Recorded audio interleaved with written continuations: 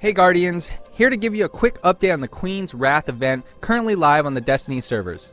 The event brought with it a new set of bounties for you to complete, Queen's Wrath missions, as well as a new NPC Petra Venge, the Queen's Emissary. She sells legendary shaders, emblems, a class armor, and some rare weapons. It'll be interesting to see if her inventory changes when you hit level 3 in the Queen's Wrath reputation, as her current stock of items seems lacking. A key thing to note here is that by completing a Queen's Wrath bounty, you will not only earn Queen's favor, but you will also unlock a Queen's Wrath mission. You will notice this in both your inventory under the missions area, as well as on the orbit map on the left hand side. The Queen's Wrath mission will always have the modifier Epic, which makes for heavily shielded and highly aggressive enemies to appear in great numbers, as well as 2 other modifiers that are mission specific.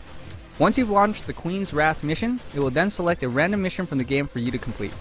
I personally came across 5 to 6 various missions, such as the mission to defeat Draxus Winterkel, the mission to retrieve a Gate Lord's head, stopping the Shrine Oryx, and even one of the very first missions to retrieve a warp drive for your ship in the Cosmodrome. The mission to retrieve the warp drive is by far the easiest quest within the ones that I was given. This mission only requires you to deal with a small handful of enemies and a boss who is relatively easy and does not have any big threatening damage. Make sure to target the Shanks first, because they have heavy shielding. They do, however, fall from 2 proper shots from a sniper rifle.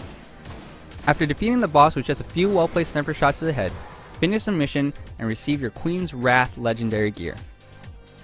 The best way to take advantage of the current system is to make sure you get the mission to retrieve the warp drive.